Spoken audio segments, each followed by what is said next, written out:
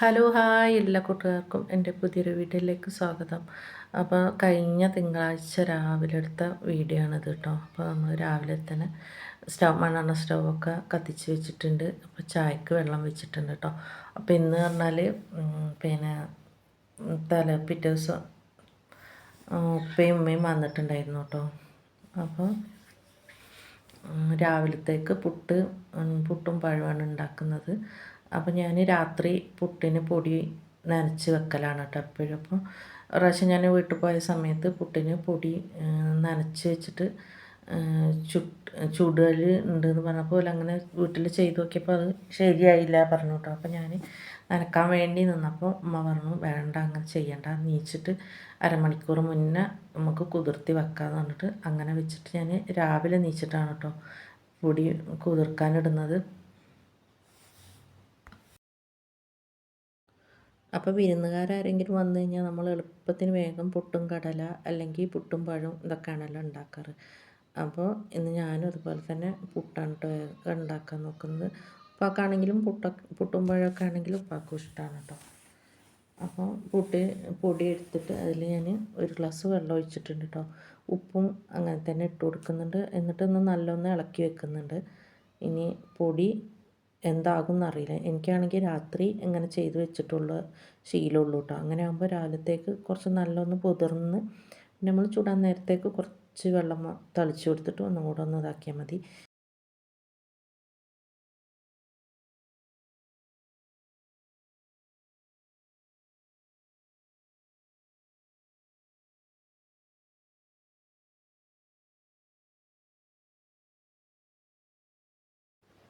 അപ്പോൾ അരിയൊക്കെ കഴുകി അടുപ്പത്ത് വെക്കുന്നുണ്ട് കേട്ടോ. അപ്പോൾ ഇനി നമുക്ക് കുറച്ച് തേങ്ങ കൂടെ ചിരവിയെടുക്കാം.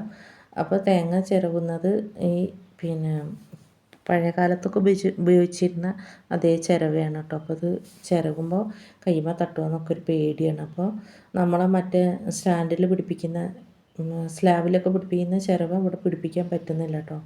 അതുകൊണ്ടാണ് ഇതുകൊണ്ട് ചിരകുന്നത്. പിന്നെ എൻ്റെ ഉമ്മയൊക്കെ പുട്ട് ചുടുമ്പോൾ പിന്നെ തേങ്ങ ആവി പുട്ടിന് വേഗം കയറാൻ വേണ്ടിയിട്ട് വലിയ വലിയ കഷ്ണാക്കിയിട്ട് ഇതുപോലെ ചിരവിയെടുക്കാമെന്നൊക്കെ പറഞ്ഞിട്ട് വീട്ടിലെപ്പോഴും ഇങ്ങനെ തന്നെ ചിരക കേട്ടോ. അപ്പോൾ ഇത് വന്നിട്ട് ഞങ്ങൾ പിന്നെ എന്താ വർഷമായിരുന്ന സമയത്ത് ഇവിടെ ബത്തേരിക്ക് ഇടക്കിടക്ക് വരുന്നത് കാരണം അവിടെയും ഇവിടെയും ചിരവ വേണമല്ലോ. അങ്ങനെ തൽക്കാലത്തേക്ക് ഉപയോഗിക്കാൻ വേണ്ടിയിട്ട് അങ്ങനെ വാങ്ങിയതാണ് കേട്ടോ.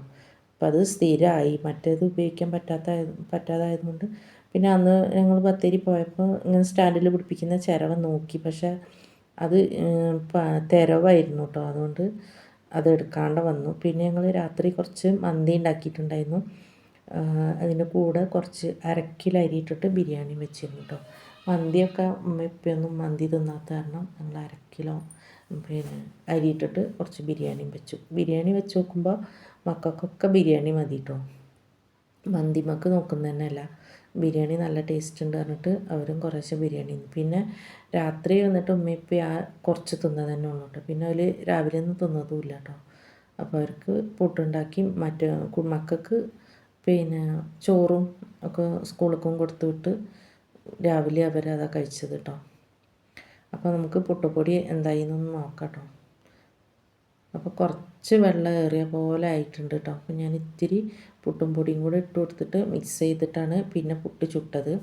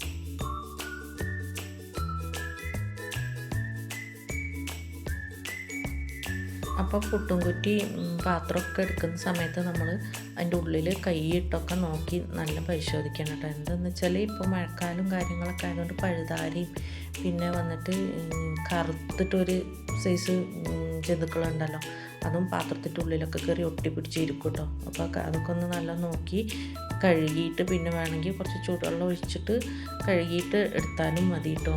അങ്ങനെ നല്ലവണ്ണം ശ്രദ്ധിക്കണം. അപ്പോൾ പുട്ട് ഫസ്റ്റ് ചുട്ടത് ശരിയായിട്ടില്ല കേട്ടോ, മാവ് വെള്ളത്തിരി ഏറിയതുകൊണ്ട് പിന്നെ അതിൻ്റെ ഇടയിൽ മോൾക്ക് ലഞ്ചൊക്കെ ആക്കി ബാഗിലാക്കി വെച്ചു കേട്ടോ. അപ്പോൾ ആ പുട്ടും പൊടിയിൽ ഇത്തിരി വെള്ളം ഏറിയത് കൊണ്ട് ഞങ്ങൾ കുറച്ച് പുട്ടും പൊടി അതിലേക്ക് ഇട്ട് വെച്ചിട്ട് അങ്ങനെ കുറച്ച് മുളക് പഴുത്ത് നിൽക്കുന്നുണ്ടായിരുന്നു.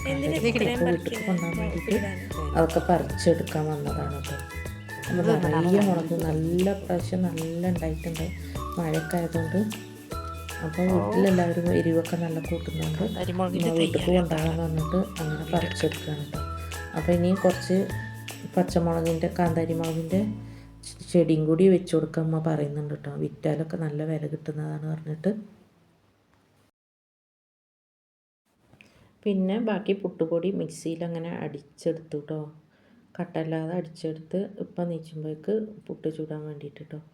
അപ്പോൾ ഉപ്പാക്ക് പപ്പടം വേണമെന്നും പറഞ്ഞിട്ട് പപ്പടം ചുട്ടെടുക്കാൻ കേട്ടോ. ഉപ്പാക്ക് പപ്പടവും പുട്ടും പഴമൊക്കെ നല്ല ഇഷ്ടമാണ് കേട്ടോ. അപ്പം അങ്ങനെ പപ്പടം പെട്ടെന്ന് പൊരിച്ചുകൊണ്ട് കൊടുക്കുകയാണ്, തിന്നാൻ നിന്നിട്ടുണ്ട് കേട്ടോ.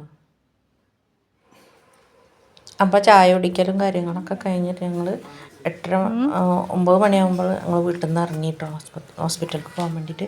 അപ്പോൾ കഴിഞ്ഞ മാസം തന്നെ ഈ മാസത്തേക്ക് 1ാമത്തെ ടോക്കന് ബുക്ക് ചെയ്തിട്ടുണ്ടായിരുന്നു കേട്ടോ. അപ്പോൾ ഞാനും മോനും ഉമ്മയും ഉപ്പയും കൂടെ പോവുകയാണ്. പിന്നെ മോനക്ക് കോളേജിലേക്കും പോകണം കേട്ടോ. അപ്പോൾ ഞങ്ങൾ അങ്ങനെ കയറ്റം കയറി വലിഞ്ഞ് കയറി അങ്ങനെ പോവുമായിരുന്നു കേട്ടോ. അപ്പം മേലത്തെ ഒരു വീട്ടിലത്തെ കാക്ക ജോലിക്ക് പോകുന്നുണ്ടെന്നൊക്കെ ഞങ്ങൾ കാറിൽ പിന്നെ അവിടെ പോയി വേഗം ഓട്ടോറിക്ഷ വിളിച്ച് ഹോസ്പിറ്റലിൽ പോയി കേട്ടോ. അപ്പോൾ ഹോസ്പിറ്റലിൽ പോയി ഞങ്ങൾ തിരിച്ച് വരാൻ നിൽക്കുന്ന സമയത്ത് പെട്ടെന്ന് ഒരാൾ വന്ന് കൈ പിടിച്ചു കേട്ടോ. അറിയാമെന്നൊക്കെ ചോദിച്ചപ്പോൾ എനിക്ക് വീണ്ടും കണ്ണുകൊണ്ടൊക്കെ മനസ്സിലായി. മാസ്ക് ഇട്ടിട്ടുണ്ടായിരുന്നു. കളിച്ച് വളർന്ന ഒരു കുട്ടിയായിരുന്നു കേട്ടോ. അപ്പോൾ എന്നെ ഉപ്പാനെയും ഉമ്മാനെയും ഒക്കെ കണ്ടപ്പോൾ ഓടി വന്ന് വർത്താനമൊക്കെ പറഞ്ഞ് പിന്നെ ഞാൻ അവളെ ഫോൺ നമ്പറൊക്കെ വാങ്ങിച്ചിട്ടുണ്ട് കേട്ടോ. പെട്ടെന്ന് കാണുമ്പോൾ നമുക്കതൊന്നും ഓർമ്മ വരില്ല. അന്നെന്താണോ എനിക്ക് ഫോൺ നമ്പറൊക്കെ ഒന്ന് വാങ്ങിക്കാനുള്ള ഒരു ഇതൊക്കെ തോന്നി കേട്ടോ. പിന്നെ ഞാൻ വീട്ടിലൊന്ന് വിളിക്കുകയും വിശേഷങ്ങളൊക്കെ ചോദിക്കുകയും പറയുകയൊക്കെ ചെയ്തു കേട്ടോ. അപ്പം ഇങ്ങനെ ഓരോരുത്തരെയൊക്കെ പെട്ടെന്ന് കാണുമ്പോൾ ഒരു സന്തോഷമാണ് കേട്ടോ. കുറേ കാലമായി കണ്ടിട്ട്. 6ാം ക്ലാസ്സിലൊക്കെ പഠിക്കുമ്പോൾ ഞങ്ങൾ അവിടെ നിന്ന് മാറിയതാണ്. അപ്പോൾ ഇന്ന് ഇത്രയുള്ളൂ വീഡിയോ നിങ്ങൾക്ക് ഇഷ്ടപ്പെട്ടെന്ന് വിചാരിക്കുന്നു. ഇഷ്ടപ്പെട്ടാൽ ലൈക്ക് ചെയ്ത് ഷെയർ ചെയ്ത് സപ്പോർട്ട് ചെയ്യാൻ മറക്കരുത്.